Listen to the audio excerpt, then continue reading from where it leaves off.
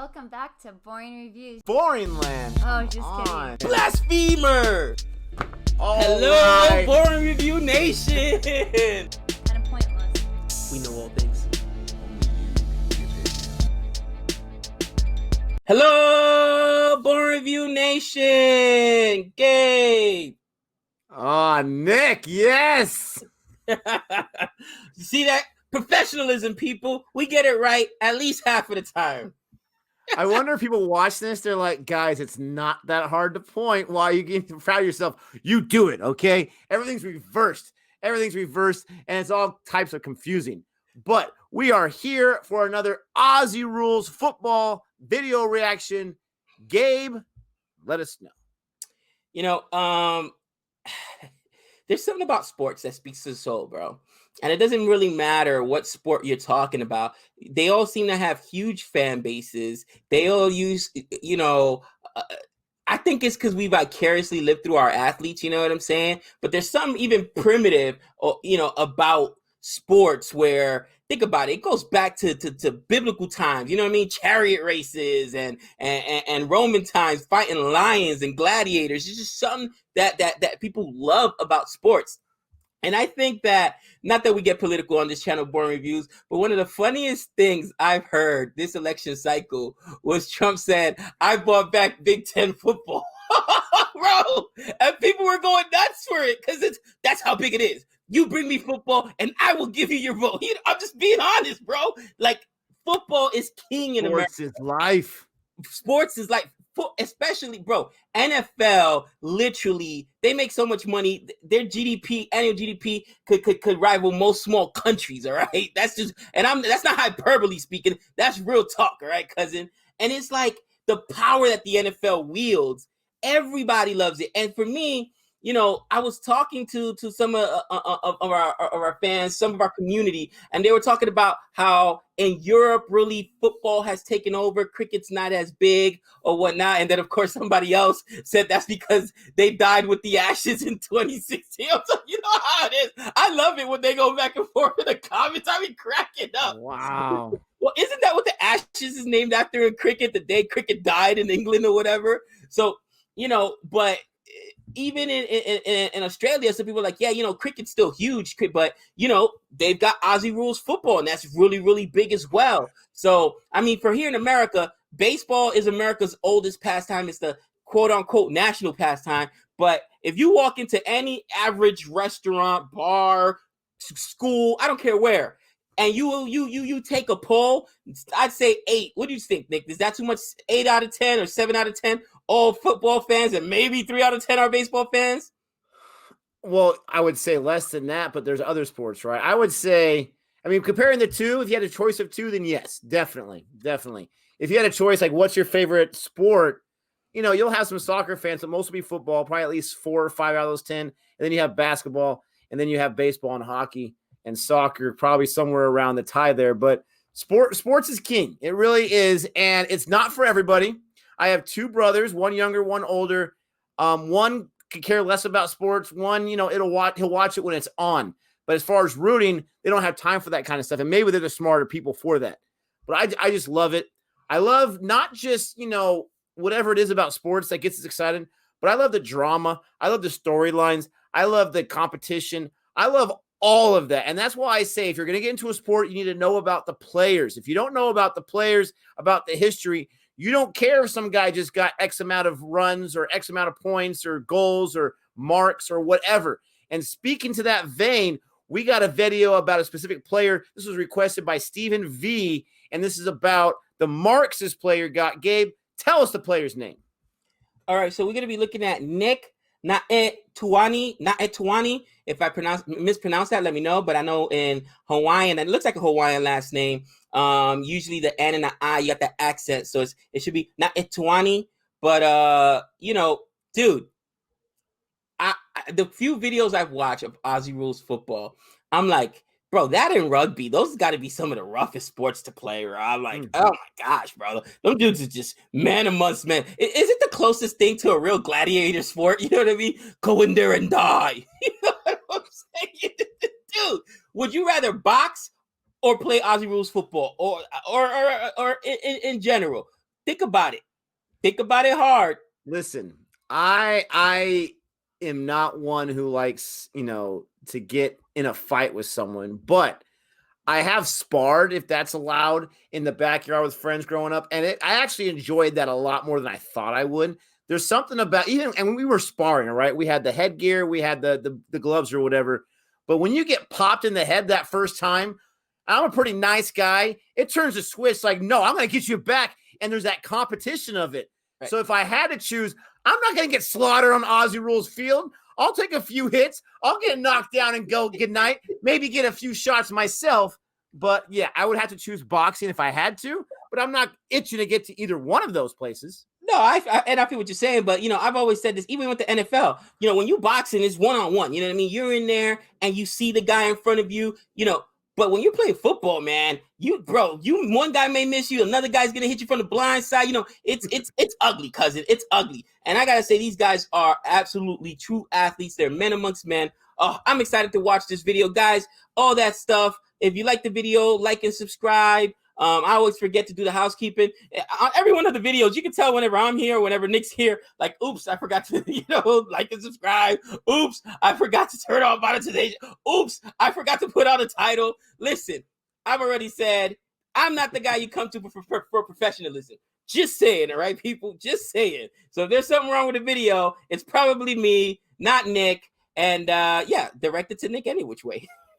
So are you saying that you're the eye candy? Stop it, bro. I'm the ugliest eye candy you've ever seen. Oh, Gabe, this video is called 20 Great Marks. Do you know what a mark is in Aussie rules? I do not, my friend. So I'm pretty sure, and I always say pretty sure, not 100% sure because I don't look like an idiot, but I'm pretty sure it's when you have one guy down here on the ground and the other guy jumps on top of his shoulders, jumps over him and tries to get the ball over his head. And they do that whole jumping thing. So they're jumping up, trying to get the ball, and then sometimes they lay on the guy's shoulders or on the guy on the opposing team. Right. Anyways, we're going to check out this guy's 20 greatest marks. Thanks for the request. Like Gabe said, like and subscribe. And Gabe, go ahead and give us a countdown. In 3, 2, 1. Hearn gains a few meters and then thumps 65. Like that, right there. He's just so exciting to watch, isn't he? Give me those cookies. Yeah, a couple of strong contested marks. Look at that. I mean, he kneed him, but he almost jumped over him. The whole second half so far. Oh, they both went up. I was going to ask, what happens when they both try to go for it? A very handy margin. The big long bomb comes in from Lewis Stevenson before. Wow. Not only he floated. He literally stayed in the air. Normally a long kick, kicks under duress this time, still gets inside the forward 50. Watch your melon. Bro, he looks like a wide receiver in football. Some of those catches look like Megatron, bro. Oh, look at that. He put his shins on the guy's back so he can stay up there a little longer. Nice. We won't see many better than that, my friends. I couldn't jump half that high. That is extraordinary. He jumped like 5 feet. Naitanui going to jump.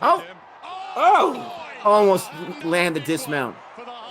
Bro, that's got to hurt. Here's Naitanui, and that's got to hurt. Huge leap. He's way over the top of his shoulders now, there. I think it's, I'm not paying attention to who's kicking it off. Is it the opposing team kicking it off and he's just getting up higher? I believe so. And that's just stock standard for Naitanui, really. And Griffin is well placed, but Naitanui! You're pretty close. Naitanui come from the side. Have a look at that. He's a foot above Griffin. Just got to maintain possession and make. Bro, this dude's got skills.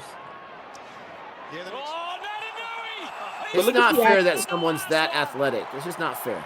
It reminds you of Megatron, remember? Oh my God. Yes. Hope for a contest. Just towering over everybody else. Oh, you're going to hyperextend your leg doing that too. Jeez. In his way. He's ready to go. Wow. He's still doing his own stunts. Still doing his own stunts. Wow. That's an awesome commentary line. He wasn't even watching. Yeah, that's good. You're right. He could be a great wide receiver in football. Perfectly. McGinnity, very slight angle as you can see from that. And just a horrible ball drop. Oh! Naitanui! The one-hander on the Oh, behind line. wow. Woo, take no L, bro. I'm telling you, this dude could be a wide receiver. Oh, my. Yeah, he's got glue on his hands. It's going to Adam Selwood. Selwood about 70 meters out. Oh, he's the only one there. Towards full forward. There was all those blue and white stripes. He was like one of the only from the other team to get there. Bro, how do you do that? A rough old night. I know You're how. asking me? Naitanui. Oh. What a mark. He wasn't even looking in there and still took it against good opposition and Gibson. Poor old Gibbo. Gibbo was standing on the mark, planning a move to a country. This guy's had to. Yeah, he's got tape all over his Rudder's gone. opposite of his knee there. Hamstring. This guy's had to pop a few hamstrings or something. Gee, I reckon they're missing. You know what's funny? I just said I know how to defend that. I just saw the way I would defend it or have my players defend it. They can't do it. They're literally trying to pull him down, bro, and trying to like box him out. They can't do it. Got to hold West Coast now. He must be That's strong. That's the drawing board. Oh my gosh, yes. Just snatches it. Ever so easy. Luke Loudon, who's 204 centimetres, probably thinking on the mark now, no one's ever jumped over me like that. Let's have a look. Naitanui's got to run. He's got to jump and mark it. Oh, Nick Look at that. He flies. You talk about Jordan as a man that can fly. This guy can fly.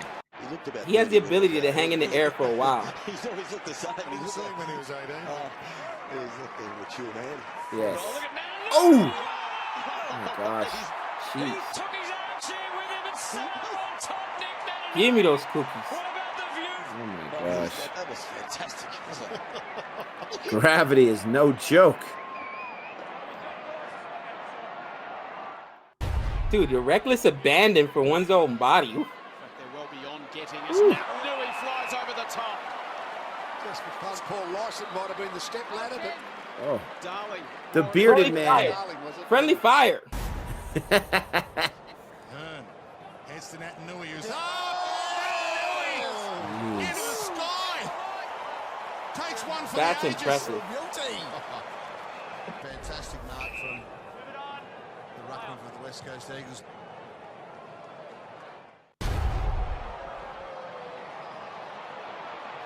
Naitanui, he's done it again. And a good Nobody try gets to rise higher to than the this guy. occasion. Dude, I guarantee you Oh, he'd win a that shot. slam dunk contest in America. Oh, wow. Woo. Nobody gets higher than that guy. So listen, this guy, there's a great line when LeBron James posterized someone at a huge slam dunk. The guy calling the game said, LeBron James with no regard for human life. This guy has no regard for his own life. This guy goes up, he's flying, and then what goes up must come down. And he lands pretty good, but sometimes there's an awkward landing. All that to get the mark, all that to get the ball. This guy is sacrificing everything. And like I said, no one jumps higher than this guy. It's impressive. It's impressive. Again, there was a football player, which I'm actually shocked. Did you know he doesn't even watch football anymore? There was something on him on internet, on YouTube not too long ago. Like he had something about Detroit. All right. You know, it's funny. Eminem came up with that whole, Detroit and 8 Mile scene. And then you had, who's the other rapper from Detroit? Big Sean, Detroit versus everybody. I know you heard about that. Detroit versus everybody. They think that they're everybody hates Detroit. Everybody's against Detroit. But honestly, Detroit Lions have ruined two of the best football players of all time. Barry Sanders retired after 10 years, just disgusted. One of the greatest running back of all time, just disgusted. And Megatron, he didn't last 10 years, and he was one of the best wide receivers. Bro, this guy would tower over everybody else like that, had these unbelievable catches, and it was funny. Do you know why they called him Megatron? Oh, because his hands were humongous. A lot of people thought it was because his hands were humongous or because he was like a transformer, Megatron. But no, it's Megatron because he actually used to use the Megatron to make over those catches over the shoulder because they're like, you didn't even look. How'd you know it was coming? He's like, it's on the Megatron. So they started calling him Megatron because of that. I remember watching this thing on ESPN, and that's when wide receivers, you never notice wide receivers actually looking forward. Like, how do they know the ball's coming? I still remember Devin Hester admiring himself at the Super Bowl when he gets that opening kickoff touchdown for the Bears. Yeah.